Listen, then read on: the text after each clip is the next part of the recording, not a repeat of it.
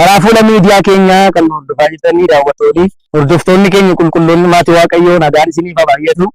Marsaa lammaffaa sagantaa keenya kutaa lammaffaa isaa akka kanatti deebinee wal argineerra. Waaqayyoo ulfinni guddaan haa ta'u. Waaqayyoo nu gargaaree torbee darbee marsaa lammaffaa kutaa tokkoffaa isaa kiristaana jijjiirame kan jedhu waliin barachuu eegalleerra. Ergaa sanatti namoota baay'eetu eebbifamaa jirtu. Furri qulqulluunis keessa kootii dhugaanaaf ba'aa jira. Kutaa lammaffaa isaa immoo Waaqayyo ayyaana nuu baay'isee kanatti deebinee wal argineerra. Mata dureen kun itti fufaadha kiristaana jijjiirame kan jedhu. Isa har'aa qabxii tokkoffaa isaa kan waliin barannu ta'a. Egaa amma dhumaatti kutaa kutaadhaan hordofaa deemaa warri kutaa jalqabaa irraa hin baranne hojjetanii yookiin warri kutaa jalqabaa hin arganne hojjetanii viidiyoo maqaan YouTube chaanaalii fi biyya lafaa jala hin argattu.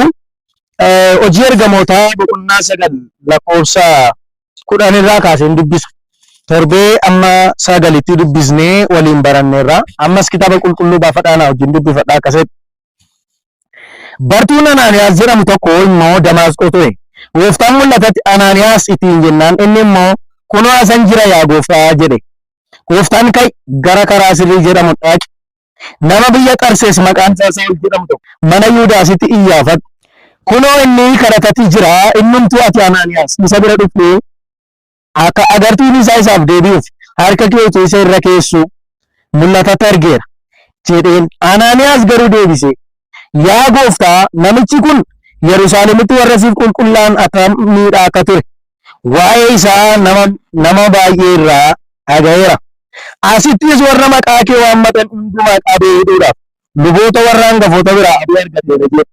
Gooftichi garuu dhaqe inni mi'a hojii kootii isa warra saba Waaqayyoo hin ta'in duratti mootota duratti namoota Israa'el durattis maqaa koo beeksisuuf ani fudhadheedha jedhe. 16 akka maqaa koo mul'isuudhaaf jedhees ammam dhiphachuudhaaf akka inni jiru ani ofii kootii sana na argisiisa jedhe. Lakkoofsa 17 irraa kaasee kadhata booddeetti fufnee waliin dubbifanna. Kadhanna Waaqayyo akka dubbii kana nu ibsuuf. Yaanni kee yaada namaarraa adda kan ta'e gooftaa. Akkuma laftiif samiin kun walirraa fagaatu. Yaanni koo yaada keessan irraa baay'ee fagoodha. Yaada ani isiniif yaadee anuma duwwaatu beeka. Yaadichi immoo yaada gaarii yaada nagaaf qajeelummaati jedhe yaada isin balleessu miti yaada gara fuulduraatti jedhe. Waa'ee Saa'ol Anaaniyaas waan biraa haasa'a. Ati garuu waa'ee gedderamuu isaa haasa'a. Ati garuu waa'ee jijjiiramuu isaa haasa'a. Ati garuu mi'a hojii kootiin isa godhadha. Anaaniyaas garuu namichi kun mi'a seexanaati. Mi'atti seexanitti fayyadamee kiristaanota ari'atu dhadhee dubbata. Ati garuu lakkinni mi'a kooti. Har'ayyuu seexanni biyyi lafaa mi'a kooti jedhee namoota dubbii kana dhagaa jiran anaanis kan mormu. Ati garuu mi'a koon isin godhadha nuun jedha. Akkamitti mi'a kee nu godhatta? Nu geddertee, nu jijjiirtee, nu haaressitee, nu barsiistee, nu qartee, nu gorsitee akka ta'e dubbii kee kanaan nu barsiisa. Akkamitti mi'a hojii keetii ta'a namichi kun jedhe Anaaniyaas. Anatu geddera isa jedhe kiristaana jijjiiramiin isa godhe. Amma namoota dubbii kana dhagaa jiran jijjiiramanii maqaa Yesuusiin kiristaana jijjiirame ta'anii mi'a hojii keetii ta'a. Yeroo namni waa'ee namaa kan biraa haasa'u, yeroo namni waa'ee namaa ajandaa biraa haasa'u, ati immoo ajandaa biraa baafta. Ajandaan Saa'ol kan haasa'amu ajjeesaadha balleessaadha. Ati garuu mi'a koon isa godhadhatti hin jette. Har'a ammoo waa'ee Saa'ol miti nama taa'ee dubbii kana dhagaa jiru haala inni keessa jiru keessaa baaftee mi'a hojii keetii isa godhachuu barbaadde. Maqaa Yesuusiin dhorkaa tokko malee dubbii keenya irratti bani hafuura keenya ergiitii kiristaana jijjiirame akka taanu nu gargaara.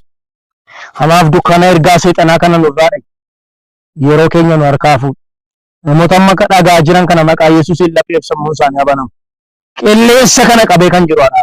Maqaa Yesuusiin ameen. Waaqayyo guddaa sinaa eebbisuuf daawwattootaaf hordoftoota keenya akkuma beekamu kutaa darbe keessatti kiristaana jijjiirame kan jedhu barnoota keenya waliin jalqabneerra. Waa'ee seenaa Saa'olii fi jijjiiramaa waan jedhu yookiin kiristaana jijjiirame kan jedhu wal qabsiifnee ilaalaa turre. Egaa addunyaa kanarraa namni jijjiiraman barbaanne hin jiru. Jijjiirama hunduma barbaada. Yookiin mana keessa irraa gara sadarkaa isaa caalutti gamoo levelii isa tokkoffaarra yoo ta'e gara isa lammaffaatti darbuudhaaf magaalaa tokkorraa gara magaalaa isa caalutti fooyya'uudhaaf jijjiirama barbaada namni hunduu. Haala kaleessa irra jiraachaa ture sadarkaa isaarraa gara sadarkaa tokkootti jijjiiramuu barbaada. Yookiin poozishinii hojii irra jirurraa namni addunyaa kanarraa jijjiiraman barbaanne hin jiru. Sadarkaa jirutti qixa jirutti hundumtuu jijjiiramuu barbaada. Fiizikaalii jijjiiramuu barbaada. Ikoonoomikaalii jijjiiramuu barbaada. Spirichuwaalii jijjiiramuu barbaada. Namni karaa hundumaa jijjiiramuu barbaada. Mana xinnoo keessa gara mana guddaatti yoo galee jijjiirama hidhee lakkaa'ata. Inni kun jijjiirama miti jechuu koo miti.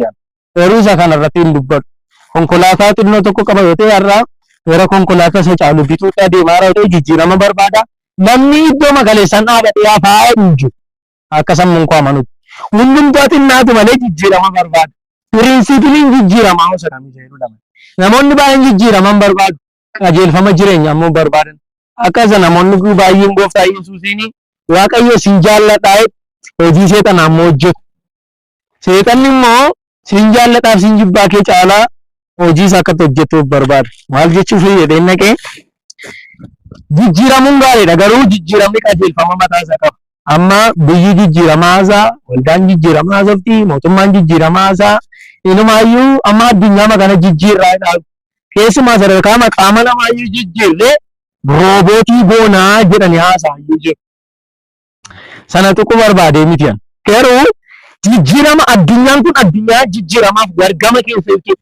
Jijjiiramuu barbaaddi bakka. Waan qaleessaan barbaadu.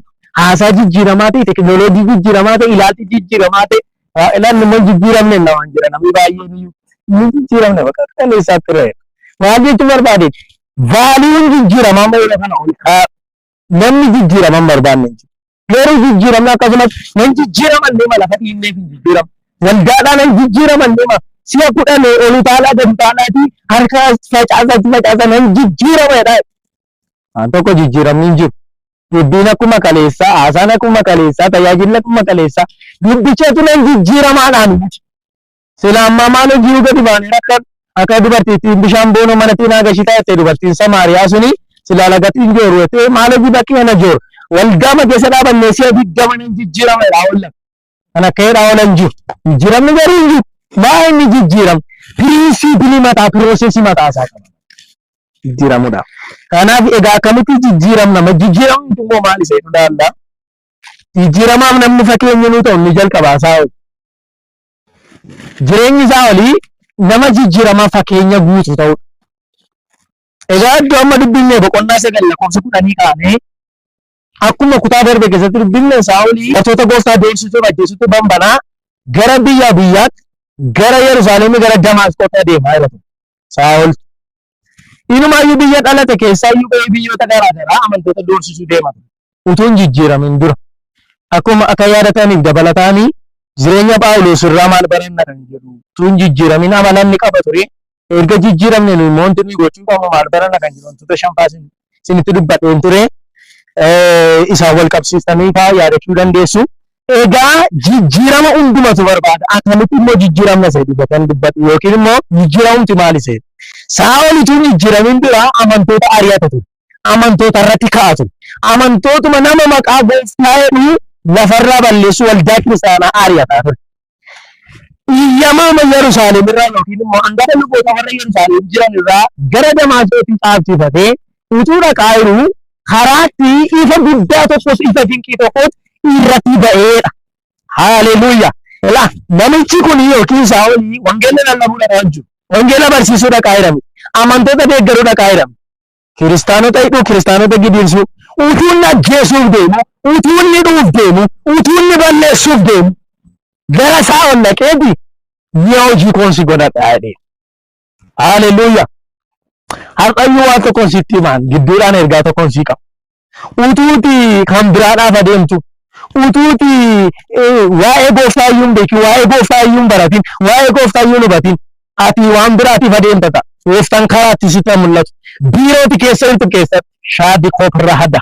Lafati jirtutti mandaraatti jirtutti mana barumsaatti keessa jirtutti yoonni sitti mul'ate malee hin jijjiiramu. Konfiraansiin guyyaa sadii sin jijjiiru dhugaan sitti himaa. Raajiin si jijjiiruu hin danda'u. Bishaanni meeqa sitti nam'ee si jijjiiruu hin danda'u. Kan si jijjiiruu danda'u tokko jira. Inni maali beektaa? Hafuura qulqulluu. Yesuus hundi Kiristoos namatti mul'annaan hin jijjiiramu. Saa'oliin ammarraatti beekuu hin jijjiiru. Ammarraatti jechi hin jijjiiru. Ammarraatti waan baay'een hin jijjiiru. Maaltu jijjiira beektuu? Ifa Waaqarraatti mul'ate jijjiira. Ifi kun jireenya kee irra taa'u. Ifi kun mana kee irra taa'u. Ifi kun dukkana kee irra taa'u. Haala suukaaf rahada. Maqaa Yesuusiin ifti kun sirra taa'u nana mana. Ifti kun gaafa irratti mul'atee achumatti kufee. Achitti kufee Saa'ol maaliif na ari'ata sagalee dhagee. Ammarraatti sagalee jaalalaa akkasiin dhageenye. Ammarraatti sagalee akkasitti Saa'olitti hin jedhu dhageenye Saa'ol. Amma garuu jilbeenfatee tunni jiru Saa'ol maaliif na ari'ata ittiin jedhe sagalee tokko. Inni sagalichi Yesuus Kiristoosidha. Akkuma wangeela Yohaannis boqonnaa tokko irratti sagalichi jalqaba hundumaa dura ture jedhu sagalichi Yesuus Kiristoosidha. Inni immoo Yesuusumtu deebisee gaafa Saa'olii ati eenyu yaa gooftaa hin jedhe. Ana Yesuus kanatti ari'attu. Phexrosin ari'achaa jirtamti. Yohaannisin ari'achaa jirtamti. Eegaleeraa Saa'ol. Filiphoosin ari'achaa jirtamti. Bartuuqoo ari'achaa jirtamti. Anaam ari'achaa jirtamti. Akka qoon isinitti himan keessumaa warri waldaa kiristaanaa ari'achaa jirtan. Waldaa kiristaanaa keessa teessanii dhaloota warri waldaa kiristaanaa keessa ari'atan. Bakkeedha warri waldaa kiristaanaa ari'atan. Lallabaa sana ari'achaa jirtamti. Qeesii sana ari'achaa jirtamti. Faarfataa sana ari'achaa jirtamti. Gooftaa Yesuusin ari'achaa jirtan Yesuus galeerati. Ari'attoonni dhaggeeffadhaa keessumatti. Warri miidiyaa irratti warri karaa garaa garaatiin kiristaanota ari'atan dhiibbaarraan geessisan. Waaqayyoon ari'achaa jirtus namni ijoollee kottu bu'ee agartuu kottu bu'ee waan jedhuuf. Egaa ana kanatti ari'achaa jirtuutiin jedhe gooftaan. Anaan na ari'achaa jirta. Amma garuu kai gara mandaraatti lixu. Waan gochuun siif ta'u sitaanii maadhee argitanii kai amma gara Damaasqoo dhaqe waan gochuun siif ta'u achitti sitti maadhee Saa'ol achii gaafa ol jedhee ka'ee ilaalu naannoo isaa namni tokko iyyuu hin jiru. Eenyu akka taasise wallaalu eenyu akka itti dubbatu dhaga'u abbaa isaa wallaalu namoonni naannoo isaa jiran sagalee dhaga'u malee namichicha hin argine waan tokko tira dhibaana. Saa'ol jijjiirameera. Warri bukkee garuu hin jijjiiramne. Arra waldaa keessa warri bukkee dhaabatan hin jijjiiraman. Dhugaan isinitti himan. Warri bukkee dhaabatan hin jijjiiraman. Warra kamtu jijjiirama beeku warra keessa lixantu jijjiirama. Warra afuricha keessa lixan. Warra yaanicha keessa lixan. Warra dubbicha keessa lixan. Warra tunaannaanii qaqaammatanni. Warra yookiin ala yeroo bakkee yeroo isaanii hin beekamne. Warri keessa lixan hin jijjiiramu. Akrahatu katrahada. Warri keessa lixan hin jijjiiramu. Saa'ol maaliif jijjiirame? Jarri kun hin jijjiiramne beeku isaan bukkee sagalee dhaga'u malee namni tola eegi. Saa'ol garuu hin jijjiirame keessa lixee waan deemu. Gaafa inni ka'ee gara Damaasqootti deemuudhaaf jiru immoo akka kaleessaa deeman arga gaafee hojjetaa miti. Namoota naannoo isaa jirantu qabee isa geessee Damaasqootti isa galche. Gooftaan biyya Damaasqoo keessatti Anaaniyaasitti abjuutu yookiin mul'atatti dhaqee mul'ate kaayii gara karaa sirrii jedhamu dhaqii. Mana Yihudaasitti nama Saa'ol jedhamu yaafadhu mi'a hojii kootiin isa godhadhaadhe. Akkamitti jedhe Anaaniyaas gooftaa biyyannaan eenyuun seetoti Saa'olitti tokko namatti hima. Amantootaan ari'atu, bartootaan ari'atu, lafarraa balleessuu barbaadu, ajjeesaadha inni Damaasqoo iyyuu dhufeera kan waa dhaga'eera. Yeroo tokko isa gooftaan jalqaba amma dhumaatii beeku amma inni isaatti isa xumuraate amma Kiristoos beeku dhiifnee ishee bicuu deemnu ishee xiqqoo deemnu taasisuu barbaadu. Yeroo tokko akkas. Ni waan xinnoo ishee mabeennu gooftaatti himuu barbaadu. Waa'ee jireenya keenya, waa'ee biyya keenya, waa'ee maal keenya akka waan gooftaan beekneetiif himuu barbaadu. Gooftaan garuu jalqabaa dhuma san caalaa beeku. Anaaniyaas haasaa isaarraa wanti dhufe gooftaa waa'ee isaa nama baay'eedhaan dhaga'eedhe. Nan dhaga'ee haasaan. Gooftaan garuu jireenya isaa beeka jedhe. Akka jedheeni gooftaan akka ati itti beektu miti amma deemu. Saa'oliin namoonnaan eenyennaan kiristaana jijjiiraman isa godhaa jedhe. Nama jeesu eeyyee kiristaana jijjiiraman isa godha. Inni koo nama kiristaanota ari'atu nama halaasota gooftaan kiristaana jijjiiraman isa godhaa jedhe. Har'aasiif isa ergaa tokko hin qaba. Namoonni baay'ee waa'ee kee waan biraa odeessu taala. Waa'ee kee waan biraa haasa'u taala. Gooftaan kiristaana jijjiirame si godhata. Waldaa kiristaanaa keessatti tajaajiltu geetuu qabdus har'a kuftee iddoo garaa garaatti namni si dagatee kan jiru taala. Kiristaana jijjiirame si godha gooftaan siin. lubbuu haaraan nan dhaggeeffachaa jirtu jirtaanaaf nama ammaatti gooftaa Yesuus Kiristoos hin fudhatin jitee jiraatu kiristaana jijjiirame si godha gooftaan. Bayi cubbuu sana keessa bayi ati keessaa bayi ati dhiisi malee kiristaana jijjiirame si godha gooftaan. Egaa Anaaniyaasiin ka'imee hojii kootii isa godhaa dhaaqi waan asiin jiru godhu jedhee hin ka'e Anaaniyaas gara karaa sirriitti achi ba'ee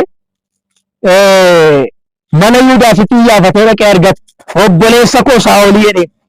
Saa'ol guyyaa sadii halkan sadii guutee bishaan hin dhumne midhaan hin nyaanne Saa'oliitti kadhatatii jira. Argitanii namni gaafa geddiramu jalqabu jilba kennuu jalqabu. Namni gaafa geddiramu jalqabu kadhata jalqabu. Namni gaafa geddiramu jalqabu bishaaniin midhaan irraa fagaatee Waaqayyo wajjin haasa'uu jalqabu. Jirtu asirraa namoonni hordofan warri bishaaniin midhaan irraa fagaachuu maal barbaachise maaltu congaaraa keenya guggubuun barbaachise gooftaan akkattuu waraa keenya barbaada warra kan tokko jirtu ilaala.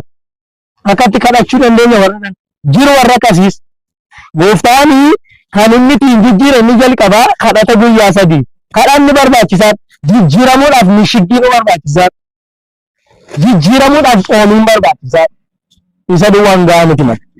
Egaa gaafa inni naqu buddeen nyaanne bishaan inni guyyaa sadii akkatti ta'a. Anaaniyaan dhaqee harka isaa Saa'ol irra kaa'ee obboleessa koo Saa'ol ittiin jedhe. Haaleluyyaa jecha tokko na dhiba. Kaleessa Saa'ol diina keenya jedhama ture. Ari'ataa keenya jedhama ture. Ajjeesaa jedhama ture.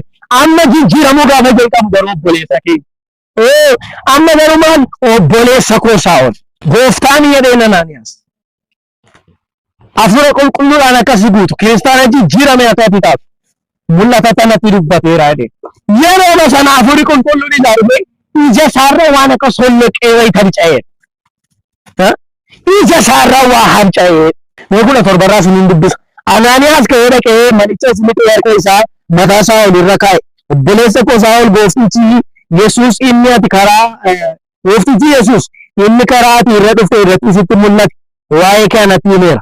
Akka agartuun keessiif deebi'uufis hafuura qulqulluudhaan akka guutamtuufis garaa keetti na ergeeratti hin jedhe. Achumaanis waan akka qolaa ija isaa lachuu irraa buunaan ka'ee cuubame. Nyaata nyaatees jabaatee bartoota warra Damaasqoo bira bubbulee jijjiiramni isaa asii jalqabe argitaniitu. Inni jalqabaa gaafa Anaaniyaas harka isaa ija isaa ol irra kaa'u irraa harca'e. Jijjiiramuu gaafa jalqabu jireenya kee irraa waa harca'uu jalqabu. Sammuu kee irraa dhaqaan harca'uu jalqabu.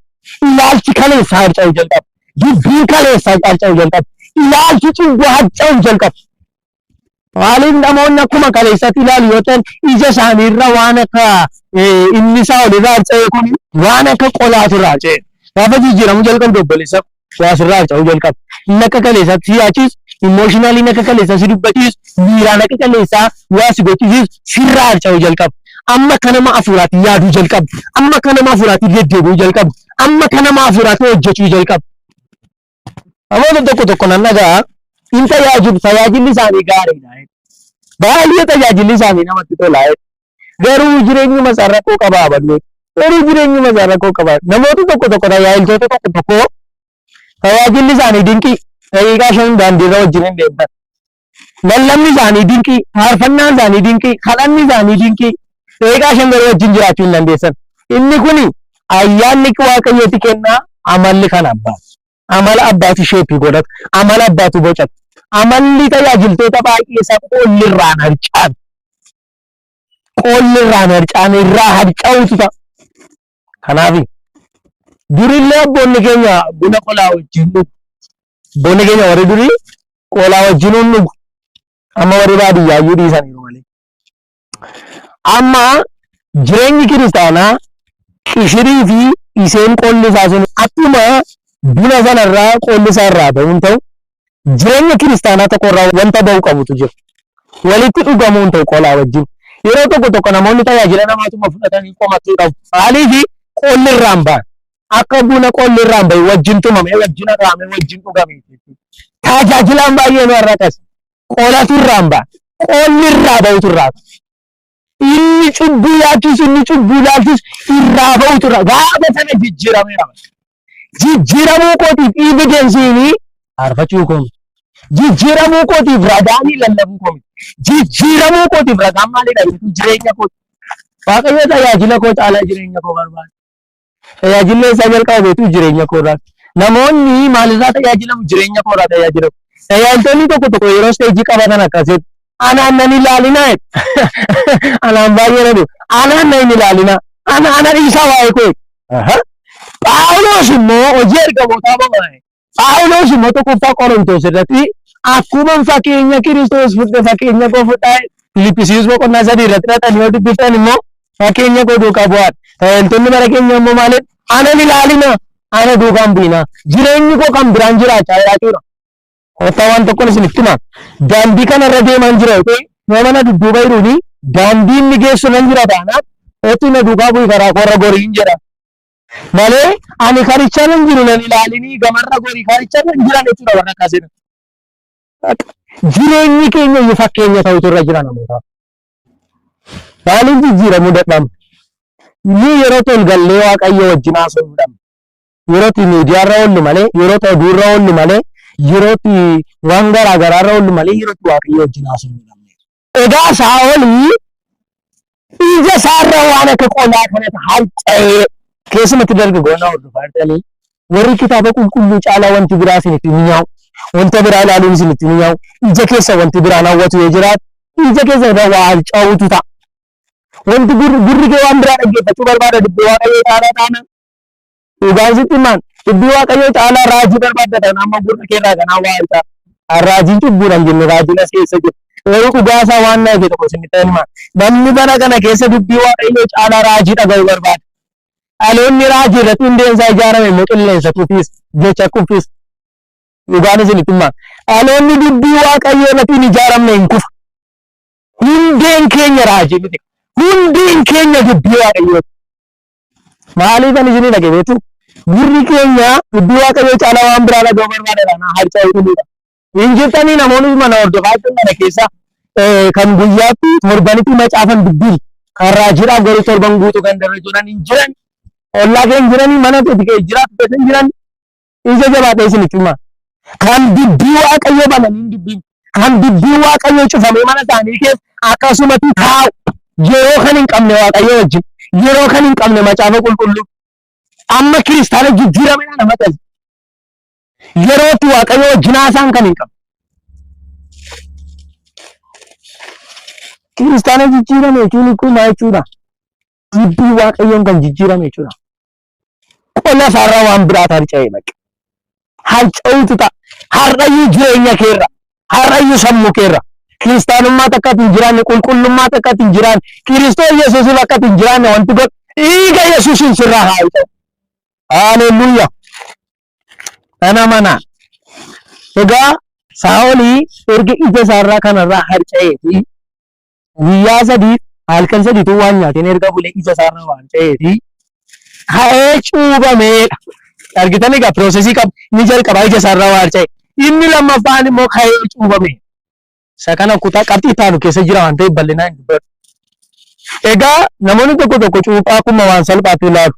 Cuuphaan keessuma mootummaa Waaqayyoo keessatti dhimma guddaadha. Nama cuubame nama amane fayya waan jedhu. Ka'ee cuubame jijjiirama Saa'oliif wanti barbaachisu tokko cuubamu. Namoonni tokko cuuphaatti iddoo kennuu hin barbaadan. Cuuphaan kun lammaffaa dhalachuudha. Cuuphaan barbaachisaadha. Ka'ee cuubamee erga cuubame yoo maal godhe? Amantoota sana gidduu bubbuluu jalqabe. Bartoota sana gidduu bubbuluu jalqabe. Jijjiirama Saa'ol irraa qottaa gawaa ilaalla. Kaleessa eessa bulaa warra nama ajjeesan gidduu bula. Kaleessa eessa bulaa warra dhiiga dhangalaasan gidduu bula. Kaleessa eessa bulaa warra kiristaana ari'atan gidduu bula. Amma eessa buluu jalqabe? Ergamoota Waaqayyoo gidduu. Haaleluyyaa. Jijjiiramni kiristaanaa bakka bultiin jijjiiraachuudha. Argite? Eessa ooluu jalqabe? Namootuma kaleessa nama wajjin ooluu jalqabe. Hiriyootuma kaleessa kiristaanota wajjin ari'atu wajjin ooluu jalqabe. Iddoon oolmaan jijjiirame, iddoon bultiin jijjiirame. Kiristaana jijjiirame jechuun akkas.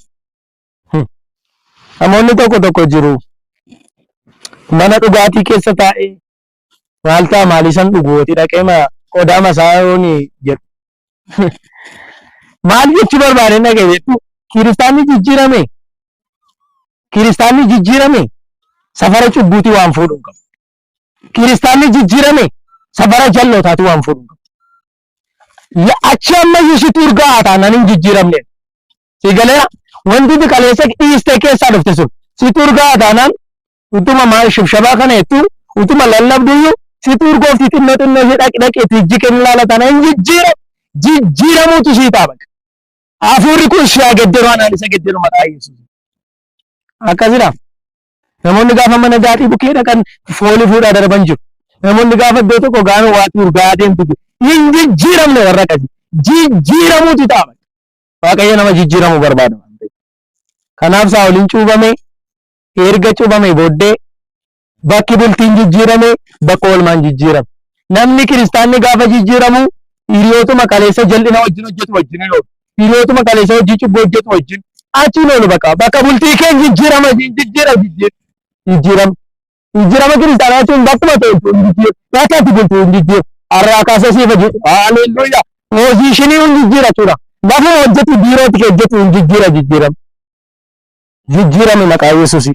Egaa kaleessa warra hatan warra ajjeesan warra hidhan gidduu bulaa ture. Har'a erga jijjiirame maal gochuutti ka'ee warra ergamoota gidduu buluu jalqabe jechuudha. Jijjiirama Phaawulos yookiin Phaawulos akkamitti jijjiirame kan jedhu wantoota muraasan isinitti hima. Tokko qolatu ija isaarraa harca'ee kan cubbuutti agarsiisu kan nama ajjeesutti agarsiisu irraa harca'ee inni lammaffaan ija isaatu baname. Kiristaanota baay'ee narra iji isaanii jaamaan waan bara keessa dhufaa jiru hin beekan waan ta'aa jiru hin beekan miichaamatti kana deeman jiru. Iji keenya banamuutu ta'a. Kiristaanni jijjiirame iji isaa banaa hin argu. Inni sadaffaan ni cuubame. Inni afuraffaan hafuura qulqulluudhaan guutameen hafuura qulqulluudhaan akka itti guutamtuuf gara keetti na ergeedha. Inni afuraffaan maqaan isaayyuu ni geeddarame. Maqaati mandara keessaa qabu, maqaati waajjira keessaa qabu, maqaati mana barnootaatii qabu, maqaati maatiidhaa gidduudhaa qabu. Kiristaana jijjiirame gaafa isaa hin jijjiiramta jechuudha. Maqaan kee hin jijjiiramu. Maqaan inni jedhaa jiru kun Caalaa Obsaa Gammadaa sanuu eenyu? Maqaatti namni si beeku jijjiiramu jalqaba. Ilaam gurbaan kun kaleessaa ajjeesaan ari'ataa dha.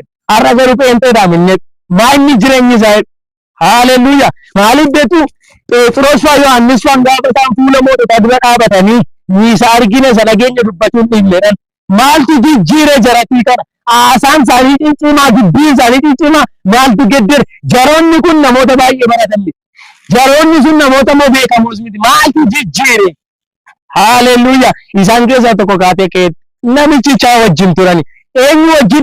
Yesuusii wajjin turani. Dubbiin nama Yesuusii wajjin ture qoon beekama. Haasaan nama Yesuusii wajjin ture qoon beekama. Jireenyi nama Yesuusii wajjin ture qoon beekama. Har'a maaliif jireenyi keenya jijjiiramuu dadhabee beektu? Yerootti Yesuus Kiristoos wajjin dabarsinu caalaa yeroo hafuura qulqulluu wajjin dabarsinu caalaa yeroo ta'utu wajjin dabarsinu caalan. Kan poosterii meeqa guyyaa guyyaatti jijjiirree kan guyyaa guyyaatti waa meeqa jijjiirree ani tajaajilaadhaaf poosterii abaluudha inni kan waa meeqa jijjiiraa oollu namoota inni baruu dadhabaniiti isaanuma arguu dadhabaniiti an tajaajilaadhaan poosteriidhaan abaluudha inni nama nu baruu dadhabeeti jirraar hin jijjiiramne gaa jireenyi keenya maqaa keenyatu hin taane jireenya keenya barbaadu. Kanaaf kiristaana jijjiirame jireenya isaa beeksisa hiddi isaa beeksisa adeemsi isaan beeksisa bakka uffatumti isaan beeksisa ilaa nama waaqayyoo karaa irratti beeksisa jedha faarfannaan tokko hin beekama baqa namni jijjiiramu. Kanaan waliin goyyomsiin jijjiiramuu nuuta faarfachuu dura jijjiiramu lallabuu dura jijjiiramu kadhachuu dura jijjiiramu raajuu dura jijjiiramu. Faarfataa jijjiirame dhabne malee lallabaa jijjiiramne dhabne malee raajii jijjiiramne dhabne malee rakkoo faarfannaa rakkoo raajii rakkoo lallabaa hin qabne miidiyaa kana guutu nama kiristaana jijjiirame dhabne. Waaqayyo sinaa jijjiiru waaqayyo naana jijjiiru. Maal nurraa barbaada beektuu ijoo gooftaan jireenya jijjiirame dhabe. Faarfannaan keenya isatti nu urgaa utuu hin jijjiirame lallabi keenya isatti nu urgaa. Nama naa wajjin kadhataa nan xumuraan. Gooftaa si haa galatu dubbii kee waan nutti dubbattee nu barsiistee ulfaadhu gooftaa. Jijjiiraman isin irraa barbaade. Hafuura jijjiirame jireenya jijjiirame ilaaltee jijjiirame hin barbaade. Nu akkuma kaleessaa wal ajjeefna akkuma kaleessaa wal irratti kaana akkuma kaleessaa wal jibbina akkuma kaleessaa wal hinaafna akkuma kaleessaati jireenya keenya waaqayyo nu jijjiiriyat waaqayyo hafuura kennu jijjiiri dubbii kennu jijjiiri sagalee kennu jijjiiri maaloo waaqayyo jijjiiramni nu baatu lafa keenyaaf biyya keenyaaf dhaloota kanaaf waldaa keessaanaaf jijjiiramna ta'u maqaa Yesuusiin. Kana hundumaa gootee waan raawwatuuf ulfaadhu hundumaa isaa yaa waaqayyo waan nu gootuuf ulfaadhu waan nuti dubbatteef maqaa Yesuusin amiin. Waaqayyo sinaa eebbisu. Waaqayyo akka nuti jijjiiramnu barbaanna. Kiristaana jijjiirame ta'e eebbifama.